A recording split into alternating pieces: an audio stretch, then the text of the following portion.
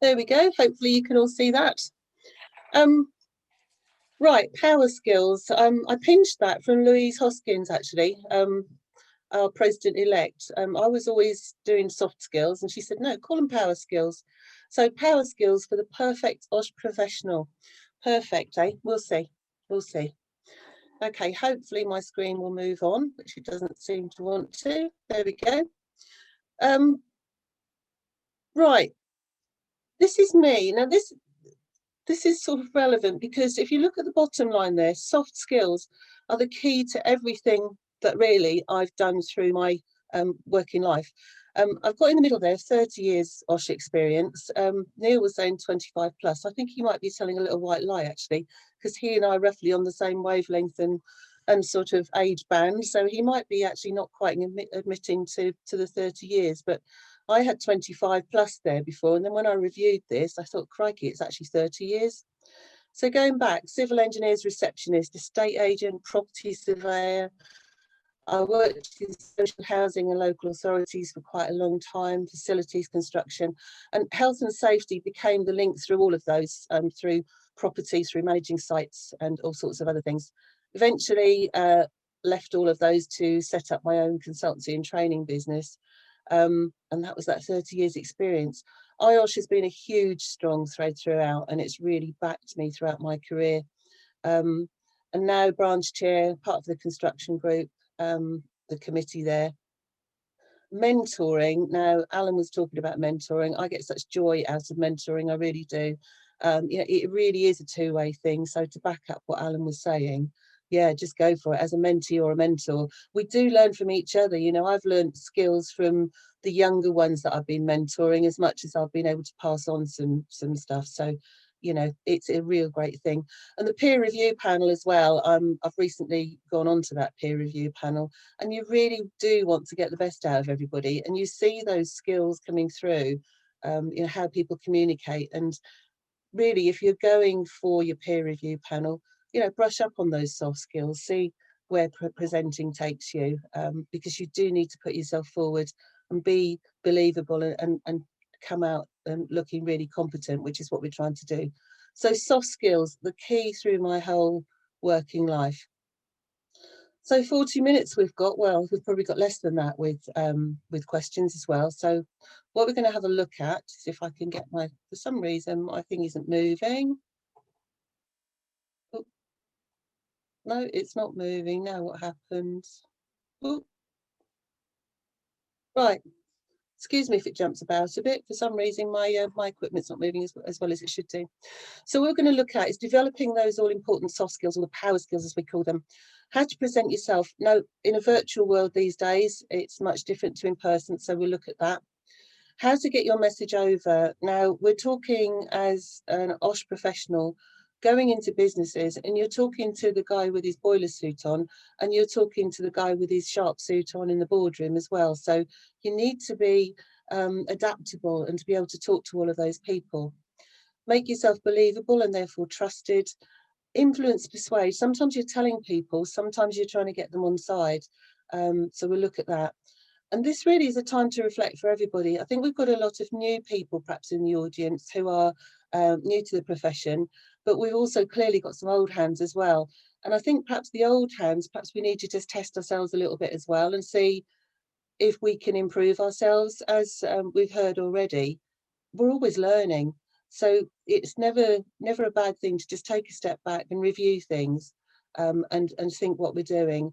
But certainly for the younger ones in the profession, you know, perhaps you can take something on board here. So skills then, huge, look at all of those. Problem solving, information gathering, detailed writing, teamwork, investigations, critical thinking. Huge subject, this thing, about all these skills, and I'm only going to hone in on a few today. But you can see as you become an all-rounded professional, all those things that you need to be able to do. You're never going to be perfect in all of them, but you can certainly see what you need to be having. Right, back to dear old Maslow. Most people know Maslow, don't they? So To hone those skills, really, you have to get to know people. These are people skills after all. And your clients, your chap that you're going to go and see, the lady you're going to see who's the managing director, whoever it might be, is a person. So you have to get to know that person. And Maslow says, you know, we need that basic level of food, water and shelter, the safety and security, to be loved and belonged, self-esteem, self-actualization. So it sort of ramps up, doesn't it? And you need to be able to understand that person. So you need to be able to hear them, listen to them, work out what sort of turns them on, work out what they need from you. And we'll look at that a bit later. And then we can transfer that into the business side of things. So much as Maslow has got the triangle and the ramping up of the needs for the person, the business has got those needs as well. And if you look on the left-hand side there, there's this arrow, anxiety and tension, going right through and up to growth. And your job as an IOSH professional, as an OSH professional, sorry, or as an IOSH professional, is to be party to that and to partner them all the way along. And you're in for the long haul. It's a relationship. So you need to build that relationship, and you need to do this within the context of business too. And if you look at those different steps, you as a professional can be involved in all of those steps. So the basic operation, those basic levels of generating a form of revenue and paying employees, if you can get in at that first level, or chances are, if somebody's engaging you, they'll bring you in when they're fairly close to that lower level. And then you go to revenue, profit management and organizational systems. So there you go. There's your safety management system. There's your helping them to manage the people and manage the work and manage the factory floor maybe. Culture, your job is to develop that health and safety culture and that safe way of working with them and working as a team. And then as it progresses, you can sort of enjoy with them really the successes, the confidence, the recognition. You might take them through ISO or 45001. So you're getting those awards and accolades. And then after that, you might find right at the top of that pinnacle, you're working with them in going on to new ventures and expanding. So being creative, the actualization side. So Maslow there works for business as much as it does for the person. So your place in the business is all through those stages, to be critical and supportive friend. So you need to understand that business. I mean, I've been into businesses where somebody's had a real bad injury, say what I went into quite recently, just before COVID, or just as COVID happened actually, somebody sliced their hand across with a bandsaw. Now, I'd never operated a bandsaw, but I know the basics of the health and safety and the machinery and the regulations that go with it. So you can never say, I'm actually in your place, but you can back them up, be with them, and sometimes learn with them, as we said, learning. So understanding the business, before you go to that business, you do your background checking, wouldn't you? And you'd work out what you were going into. And so using those power skills to support and engage the stakeholders within that business. And then as well as that, we're required to do all of this way. Be a professional at all times, be a professional. And we've already heard today, both from Neil and from Alan, the 4 pillars of IOSH: integrity, competence, respect and service. So we've got to be that superhero. We've got to do all of those things, as well as your technical knowledge and your legal knowledge. So superheroes, yeah. So perfect, can we be perfect? It's those imperfections really that make you a real person, because underneath all of this, your people skills, you as a person has to come through. Okay. So let's have a look at it. So presenting yourself, you're going into that situation for the first time and you want to make a good impression. I'm flicking around here, sorry, it's my little cursor's not doing its thing. So you need to get them on side, and that is half the battle. In fact, there's all of the battle really, because once you're on side, you're with them, you're working with them all the time. You're not just one of those people who sweeps in, has a look, gets some critical, says, right, you've got to go off and do that and go away again. if you are a true IOSH professional, you're going to be working with them, problem solve with them, and working out what they want from you. So you've then got to know yourself to a certain extent. In fact, to a great extent, you've got to know yourself, and we'll look at that in a bit. You've got to be open and friendly, and it doesn't mean to say that you have to go in there and give them all the spiel that says, oh, I've done this, I've done that, and go on and on and on about what you know. It's probably better to go in a little bit meek and mild and say, okay, I know a lot about health and safety. You don't know a lot about health and safety.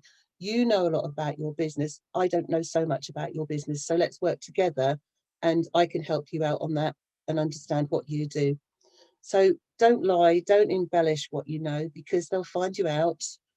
You know, you tell a lie, you've got to tell a bigger one, haven't you, to back that one up. So you've got to leave them with a good impression on that first time you see them, hopefully the right lasting memory. So give them what they need. Now, people will tell you probably what they want. What they want is to be the best in their business, or to have a certain degree of success, or to sell a lot of widgets, whatever these widgets might be. But actually, they need a lot more under that before they can get to where they want to be. So they also need to know from you a lot of things. They need to trust you. They need to have confidence in you. So you've got to build that trust, and they need to have that trust in you. So whatever you say, you've got to stay in context and stay relevant to the business that you're doing. You don't want to go off on tangents. You want to be quite focused. Think about the value you can bring and tell them what value you can bring. This is what I can help you with. So ask them about what they want. Listen to those answers, and we'll talk about listening skills in a little while as well. So once you listen and you get an idea of what their wants are, you can then get them to understand what they need to get on with that. So going back to what I said, you need to get to know yourself first, don't you? So it's really one of those times you take a good look at yourself in the mirror and get to know yourself, to know what you actually are. Sometimes not what you think you are. This thinking and knowing is two separate things sometimes. What you need to do really is find a friend who'll give you short, sharp and sensible answers, a critical friend that you need yourself. So how you speak and how you act. If you look at yourself in a mirror, if you rehearse a speech in a mirror, you will probably look completely different to how you think you come over. So you need to just know how you come over and know how other people see you. So we'll have a look at that as well. Your passions and what really gets you going. I mean, do you like mentoring? Do you like problem solving? Do you like studying and getting to know what people are all about? So work to your strengths, know your strengths, but also know your weaknesses and do something about them. There are the ways of doing it, the Myers-Briggs and the DISC profiles, but also the coaching and the mentoring side as well. So use the ways that you can find to get to know yourself a bit better. Seeing yourself as other people see you. I mean, you see that little kitten in there looking in the mirror and seeing a lion coming out the other side. Maybe you visualize yourself as something better than you actually are, or maybe you need to aspire to something better than you actually are. Only you can answer that, or your critical friends can answer that for you. So this thing here, in general, people tend to see themselves through their own subjective lens. So they kind of see what they want to see, and that clouds their perspective. So what you need to do is be objective and work more on fact. So if you ask for that feedback from your critical friend or from your Myers-Briggs results, whichever way it is, then you can have something to work on. Right. First meetings, online and face-to-face. Somebody once told me this, and I've never forgotten it. You never get a second chance to make a first impression. And your first impression is something that you need in giving that client of yours confidence. I do get some people have questioned that and said, well, actually, you know, you can claw back afterwards on your second meeting, you know, but you've got to really get round that first impression you've left. So the first impression is what you want to go for. So when you've got an important client or an important meeting, visualizing is good.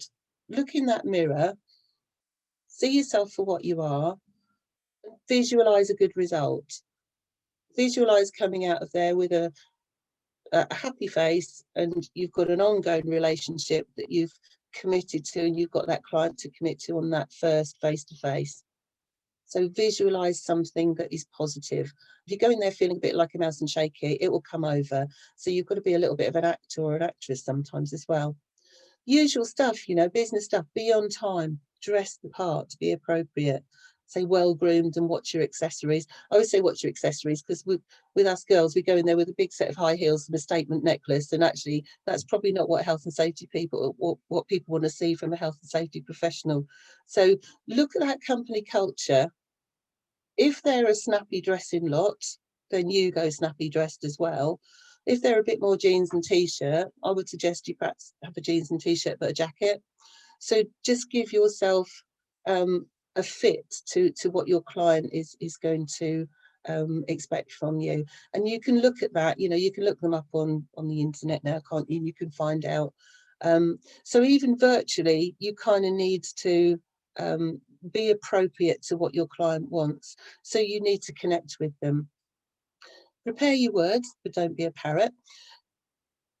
I mean, when I do these presentations, I do stutter and faff around a bit, I know, but I don't write words down. What I do is I give myself bullet points and I work off them.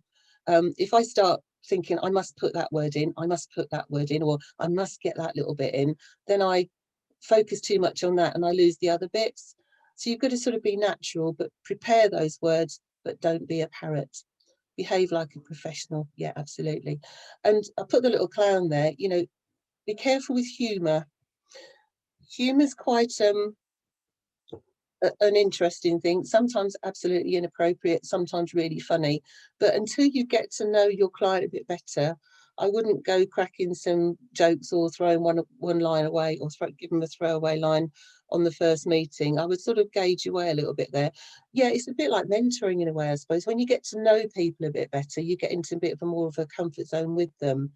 But to start with, you know, behave like a professional. Will always behave like a professional, but certainly to start with, you know, absolutely be on it. Be careful with that humour, and also be aware of your body language. And we'll look at quickly at body language in a little bit. This is very much pre-COVID, but if we do go back to handshaking, I'm not sure as I will actually now, knowing what I do.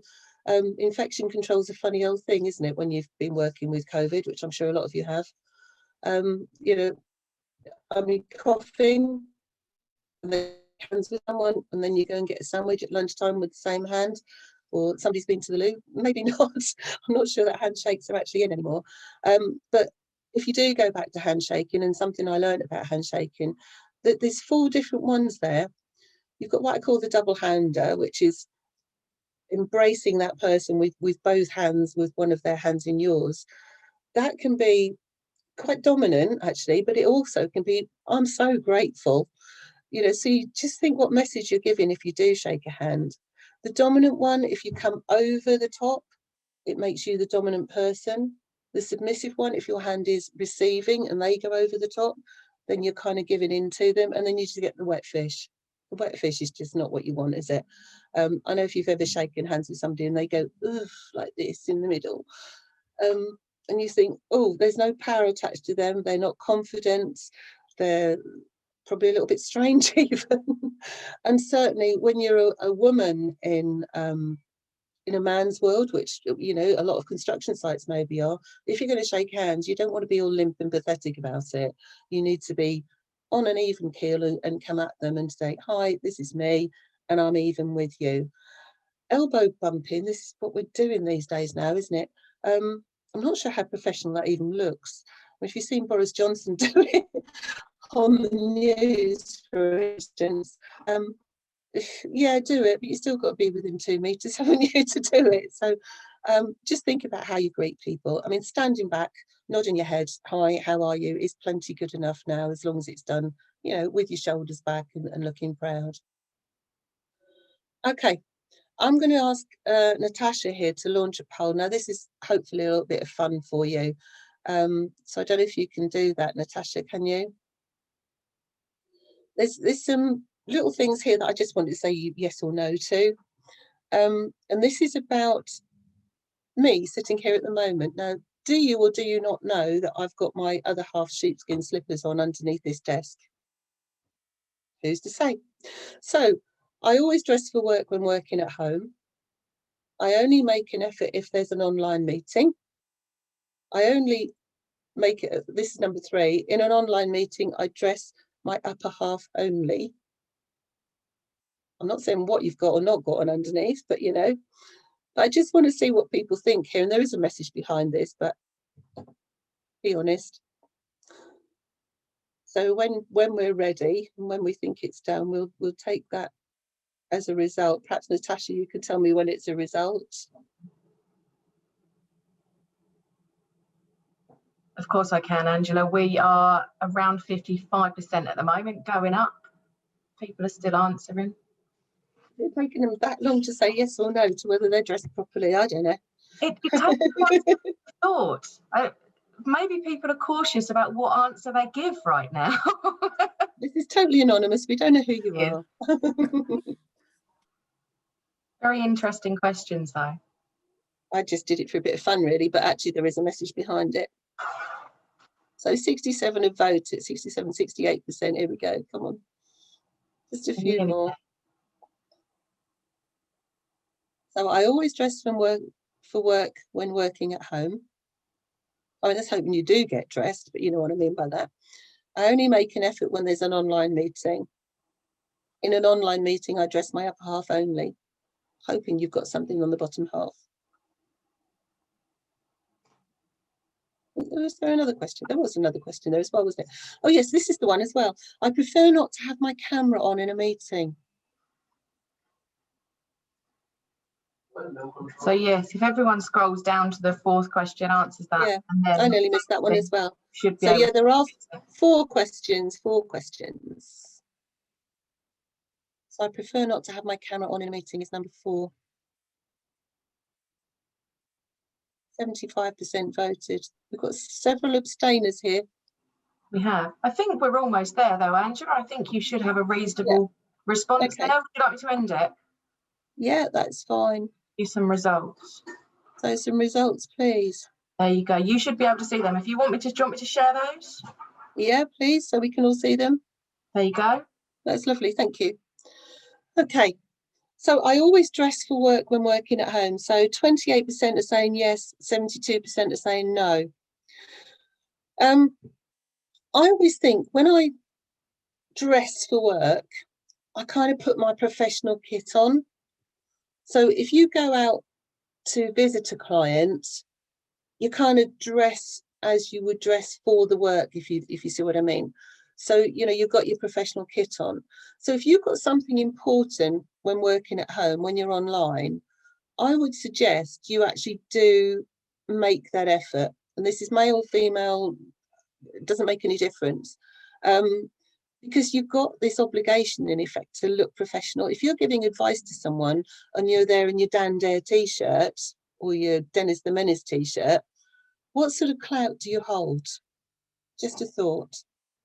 So the 72%, I forget you've all got your Dan Dare t-shirts on, have you?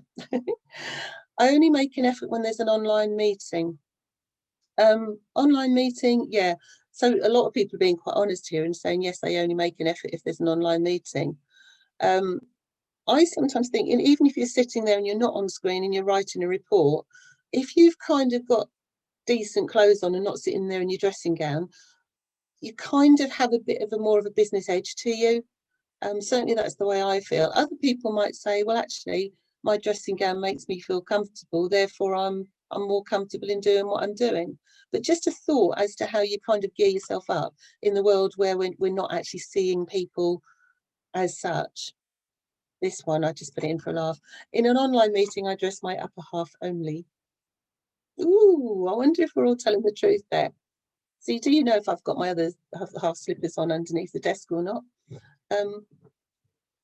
Actually, there's my other half slippers, but they weren't necessarily off my feet. So yeah, think about that. Again, it's a case of presenting yourself, isn't it? And this one, the last one, I prefer not to have my camera on in a meeting. A lot of people are saying yes, a lot of people are saying no. Now, I'm going to reverse that and say, from a trainer point of view, or from somebody who's holding meetings point of view, and you're trying to get some sort of feedback in this virtual world, it is so important to see faces. Even if you're just getting a little bit of a nod, that really helps you when you're presenting, because you know you're getting that message through. I mean, if I was in a training room, I'd be saying to people, what do you think, Natasha? What do you think, Terry? And you'd be able to engage them. But you can't do that when you're presenting to 70 people or 80 people online. So just having the camera on and seeing that odd little nod really is motivating for somebody who's trying to present. And I think as well, if you're engaging in a conversation in a meeting and you can all see each other, even if it's only a little meeting of 2 or 3, and if you've been in a meeting of 2 or 3 where 2 have got the camera on and 1 hasn't, I find that quite difficult. I don't know how you'd all feel about that, but it's just a thought there, just a bit of fun. So just about presenting yourself, really. That's lovely. Thank you very much. So we can take that offline. Right. So working at home, there she is with the slippers under the desk. My thing is definitely jumping about. Sorry about that. So dress the part then, meeting or not. Now, turn off notifications and silence phone. I mean, I've got my phone here and I've just killed the sound for now. And turning off notifications at all as well really helps you. If you really need to concentrate, just kind of prepare yourself for that. Limit multitasking. Now, I've been in meetings where I know damn well that somebody behind the scenes is writing an email to someone else, and you know that you haven't got their full attention. So if you can limit that multitasking to concentrate, that would really help everybody. This is a difficult one online. It's listen and don't interrupt. You put that hand up, don't you, on an online meeting? If you listen and don't interrupt, you really want to get your point over, and you really want to get your point over, but listening skills are so key, whether it's meeting someone face to face, having a straightforward conversation with them, or in an online meeting. Microphones and video on or off, we've sort of spoken about that, and just be aware of. And also having everything to hand. I mean, I've got my notes here, I've got my presentation here, I've got the agenda here for today. Doesn't make me perfect, as we say, perfect, but if you've got everything to hand, then you haven't got to faff around and make lots of noises with your microphone while you're doing things online. And then when you go face to face, you know, if you haven't got notes with you, you haven't got previous stuff with you. So practice, prepare, as it says, fail to prepare, prepare to fail. And anybody in the military will know about the PPP one, won't they? It's poor planning. I can't think what it is now. It's poor planning, which I've just said, which is very rude. Somebody will tell me. Go on, Neil's in there somewhere. He'll tell me what that means. I think you're putting that on there and I can't remember it. Sorry about that. But anyway, pardon? Say that, Neil. I can't say it all because it's rude. No, you can't say the first one, can you? I'll share it later. It's all about poor performance at the end anyway. Okay, right. So treat virtual and face-to-face the same then. I'm trying to get my thing to work. So creating that professional environment and having a quiet room, so difficult at the moment when you've got kids, you've got things happening around. I mean, the number of meetings I've been in recently where you get somebody knocks on the door or the postman calls and he's trying to deliver a package. It's very difficult. And this morning I've just said, right, you know, if the postman arrives, I'm not coming away from here while I'm presenting. Keep your background uncomplicated. If you need a corporate background, yeah, use it. Watch your lighting as well. Now, your lighting when you're presenting yourself, you don't want to have the sun coming in through a window where you've got a nice line of sun across your face. You want a little bit of subdued lighting. You're better to be lit from the front. And sometimes just putting the light on and shutting the blinds, just test it out, always test it out. So when you get that first impression, you see something that looks good. If you can use your laptop, not your phone, we're getting very dynamic now, aren't we, in the way we work. But sitting on your phone in a car, yes, you can do it, but is that the right image to give on your first professional meeting? Pre-flight checks, yeah. Check that things work, check your microphone works, check that your audio works.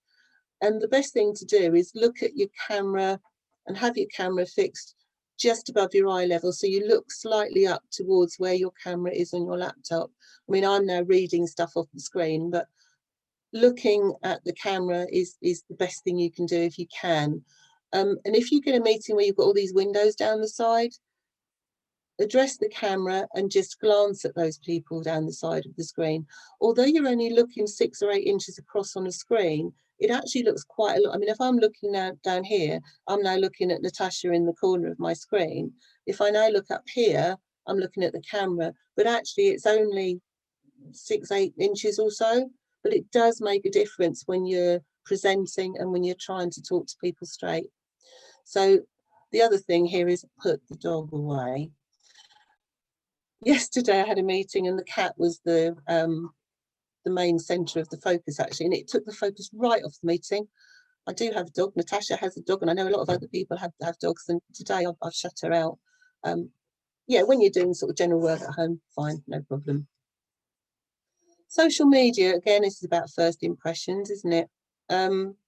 People do check you out.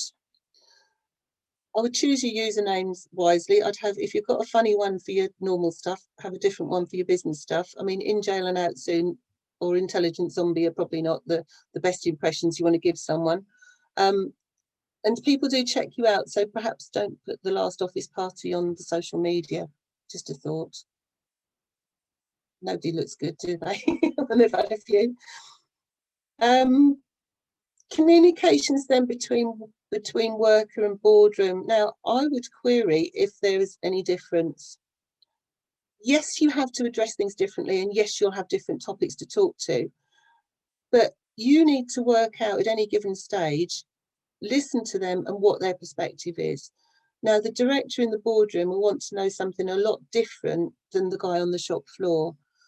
You might be telling them, you might be advising them, you might be persuading them. So your approach has got to be different in a way, but they're both people. So as far as is there a difference, they're both people, and you've got to find out what makes them tick for you to understand them and be understood by them. And it will all come about, again, the language you use, how you dress, but you've got to be yourself, because otherwise, you know, you'll be found out. So just think about who you're talking to, what your message is. You'll probably be given a little bit of direction to the guys on the shop floor. You'll be giving advice perhaps to the guy in the smart chair, but underneath it all, they're all people, and you need to find out what makes them tick and how you address them. And one way of doing this is to take it on yourself and use I words instead of you words.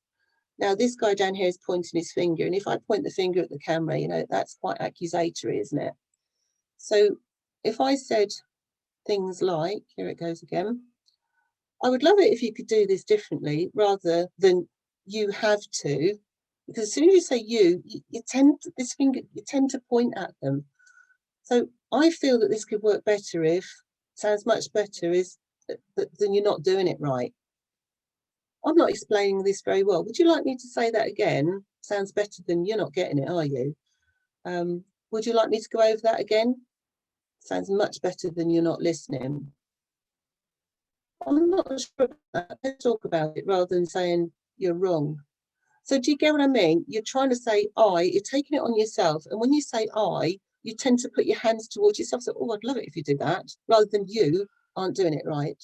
So if you can just try and change your language a bit when you're trying to influence and persuade people, use I, take it on yourself. Would you like me to go over it again, rather than you're not listening or you don't get it? So if you try and do that, that really helps in conversation. Right, listen and contribute. There we go. Listening, contributing, two-way thing, actively listening. Now, actively listening is not just using these, it's listening with your whole body. It's the way you turn your head and nod and appreciate what people are saying. So you're listening with your whole body, not just with your ears.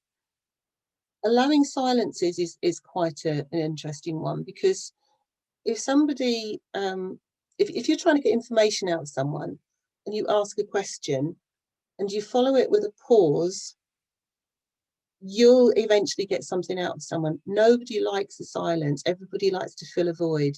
And it's very difficult for yourself to hold that back. So if you say, how do you feel about that?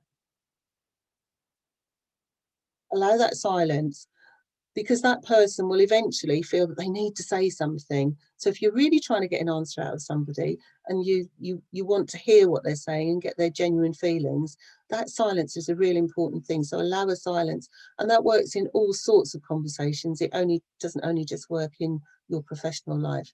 So at the bottom there, you know, pay attention, withhold judgment. Don't do the old, if I were you.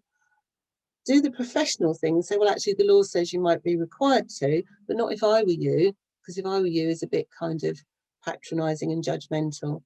Be patient, use body language wisely, and we'll look at that. And restating or reframing is really good, and questioning. So if somebody says something to you, if you reflect what they've said, oh, so you feel that you don't like that kind of, you feel that you don't want to do it that way. So you reflect what they're saying, and then it becomes more of a conversation and more of a listening and contribution kind of way of speaking, rather than just accepting things and moving on too quickly. This is a real whiz through. There's so much to this soft skill stuff. Body language. Okay, body language.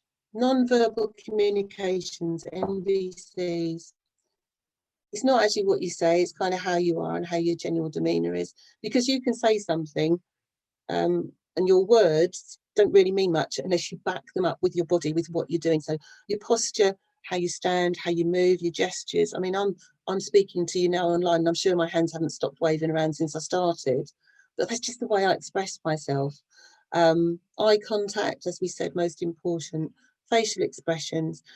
Be careful as well with the equipment you've got. You know, if you've got a mobile phone, I'll say I've got a mobile phone here, say it's a palm top or a laptop or a clipboard, you can be concentrated so hard on that that you forget to make eye contact with them. So what you need to be thinking about is keeping that connection, and the body language will help you do that.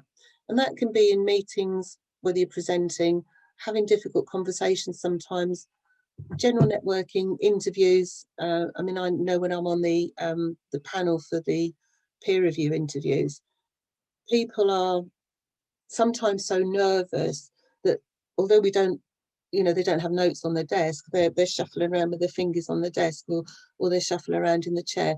But eye contact, if you can make genuine eye contact with people, it really does help. Yeah, I mean, don't stare them out, but look away every so often, but just making good eye contact is so important. Influencing. Now, influencing, persuading. Now, you are an influencer, you are a persuader in what you're doing. This is all part of an IOSH professional's role, really. So influence, defined rather as to affect another person or another thing. So to have that positive influence, it's what you are, it's what you do, and how you are. So it's your whole being and your whole way as a whole rounded person. The way you come over genuine, the way you come over interested, the way you come out informed can influence your client, hopefully, to be able to do the right thing. So positive influence helps a person to be better today than they were yesterday. I know people said they don't like cliches, but actually that's a pretty good one, because if you do influence, you influence in a positive way, the outcomes are going to be better than they are today, certainly in the way forward in their health and safety culture. Built on trust, absolutely, influence is built on trust. So if they don't trust you, you're not going to be able to influence them. Reliable through consistency. So, you know, don't be wibbly wobbly one day and really firm the next day. You need to be consistent. You need to be all things to them. And it really is quite a big role when you look at it, isn't it? So if you're inconsistent, the trust will go, and to a certain extent your reputation too. Assertiveness is good without aggression. You know, you can be quite influential without being aggressive. You don't want to come over and do that, like I said, the I and the you words a little while ago. You must do this. But I feel it'd be better if you know, if you say I instead of you, Again, you're not being aggressive. Flexibility and honesty, we've already spoken about those today. Honesty, absolutely. Actions rather than argument. Now, you can use words as long as you like, but unless you illustrate them with something in their workplace, you could tell them that they need to have the best management system, they need to have the best risk assessment. You can do it all in words, but until you actually demonstrate it to them and show it means something in real terms and in real life, it doesn't mean a thing. So illustrate, you can illustrate with stories, you can illustrate with real work situations, but don't use words too much. Try to illustrate, try to put it in context, and try to make it something that really means something to them in their workplace. Again, listening all the time. Persuading, slightly different to influencing. Persuading is selling in a way. It's visualization again, but it's leading your client to visualize where they want to be and then showing them how to get there. And it works out on, we've already said to them, work out what their wants are and then convert them into needs.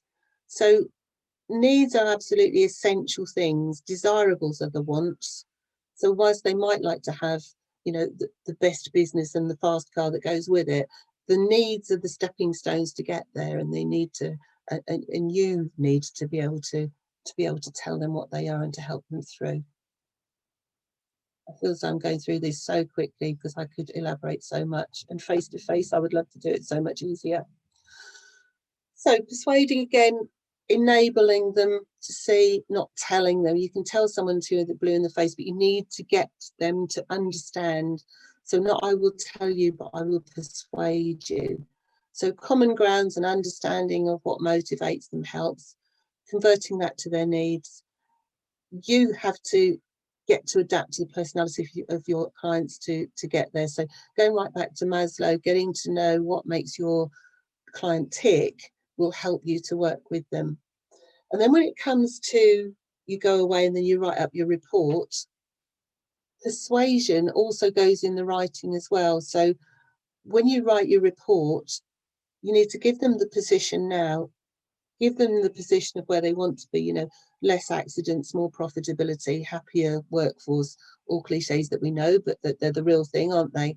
So put it into perspective, tell them where they are now, where they want to be, and give them those stepping stones along the way. So persuasion comes in writing, not just in verbal form.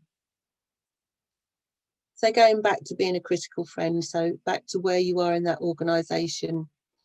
So your place in that professional's business is all the way along that road.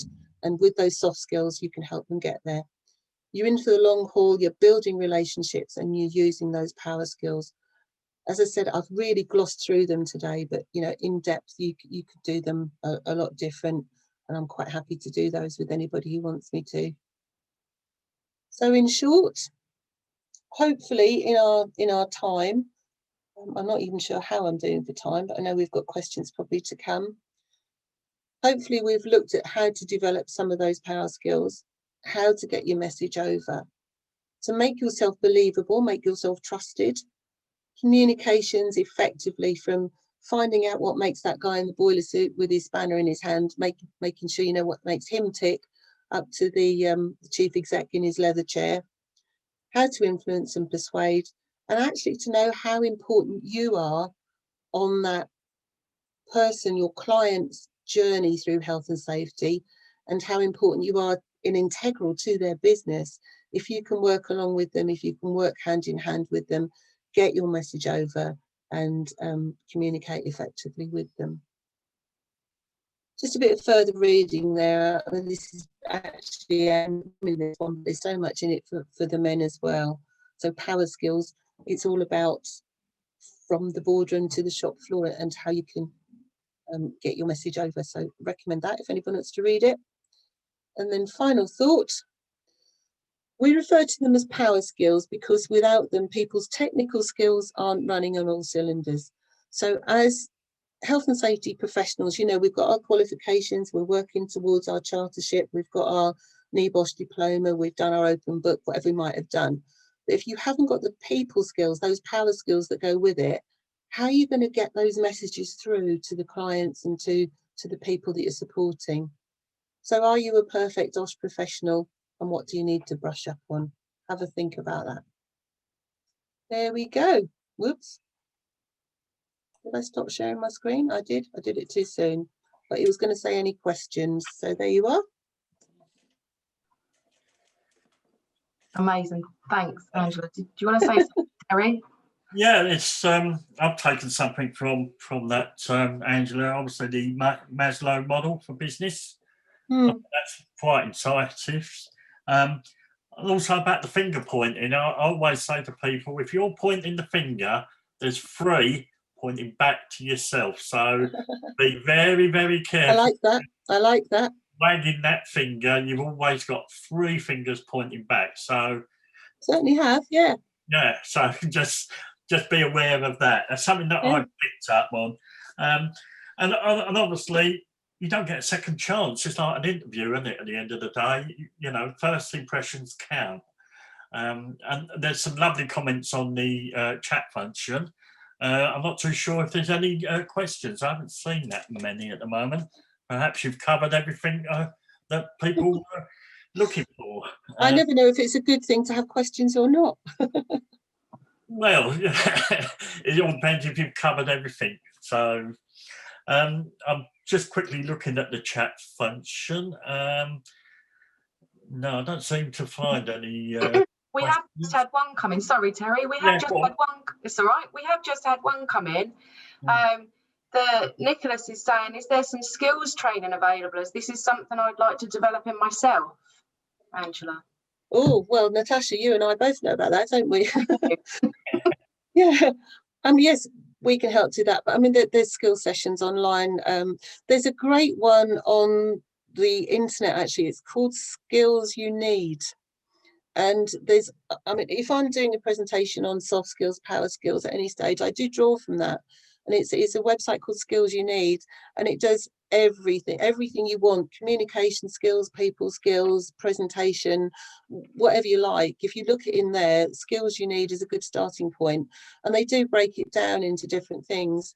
So if you want to do some research like that, yeah. But there are all sorts of interactive workshops. I mean, I run them. I think, Natasha, you do a few as well, don't you? And there are plenty of other people who do. So yeah, get yourself involved in them. If you're doing training and you want to do it, any of the Train the Trainer courses are very good for finding out about the people side of how people learn. And even when you're going out to a client, I mean, I'm a consultant, so I go out and see clients. I always go back to when I do my Train the Trainer thing, because those people, in a way, you're a teacher to them as well. And you have to find out how they learn, what makes them tick, so what their motivation is. I mean, ultimately, people are motivated by running a business successfully and making money. But they are also people that have got to keep people safe. They've got to develop a good culture. So really they need to, or you need to find out what makes them tick, and therefore how they will learn, and how you can get the message over to them in a way that they will accept. And it's a real relationship building thing, and you have to sort of take yourself back and almost learn with them. As I said there, we as health and safety professionals, we know the health and safety and the legal and the technical side. What we don't know, the intricacies of how they do their jobs, how their workers work. And there's no better way of getting on the shop floor, watching people work, as to find out where the bits and pieces are that go wrong. And then you get an idea as well about how to put things over to them. And the same in the boardroom, you know, sit in on a board meeting, find out the dynamics of those people, and then you've got to slot in there. It's so difficult, isn't it? Because you've got so many people to deal with and so many messages to get over, that really learning, everybody has to learn somehow. You do, your client does, and their workers do, or whoever you're supporting in your health and safety role. So you've got to get a grip on the personalities behind it as to how you get your message over. So yeah, those soft skills, get yourself on courses, look at that website. Yeah. Yeah, I think that's really important. And it is about time, isn't it? The more, if I look back 20 years to where I was 20 years ago with my skill for interacting with different people at different levels, I think over the years you learn those things by observations and mixing with other people. It really is a taught skill. And we can go back to the mentoring we were talking about earlier and sharing that experience, can't we? Absolutely. Absolutely. Yeah. Whilst there weren't any other direct questions, Angela, just one other sort of common thread that was coming through the discussions in the chat was around making sure that you balance all of that theoretical information and that assistance that we've got in the presentation with mental health, and making sure that although you might be trying to achieve the perfection, almost the ideal, actually you've got to remember your mental health is important as well. So a bit of casual wear, maybe a pair of slippers in the odd meeting, that's what you need. Is there's nothing wrong with that, guys. No. Don't, you know, don't think you're slapped on the wrist if you do. You make a great point there with mental health, because you yourself, when you go out to do these jobs or when you're sitting behind a computer screen advising people, what's going on in your own life, whether you're supporting someone at the moment, shielding someone, whether you're worried about your 84-year-old mum, whether you've just had a new baby, whether there's a divorce on the front, that can make so much difference to how you come over and how you can cope, let alone your client, what he's got going on in his world. He might have, you know, somebody who's ill, a new baby, a divorce, money problems. And all of those things can make such a difference in the way people can accept a critical but kind comment one day as to how they would accept it the next day. So you really have to sort of gauge what the mental health situation is. And that's quite a skill in itself. It's rapport, isn't it? Building rapport with people. It is, yeah. And now with everyone, so many people working at home, I think we've had a bit more of an insight as a profession into how people balance their lives against their attempts at being the professional person that they might have been pre-COVID. Yeah, because you can't cut off at the moment, can you? You know, you're working at home, schooling kids, or kids have gone back to school now, but trying to isolate yourself and work at home is exactly. Interesting. Anyway, Terry, I'll disappear. Thanks again, Angela. We're basically finished virtually on time.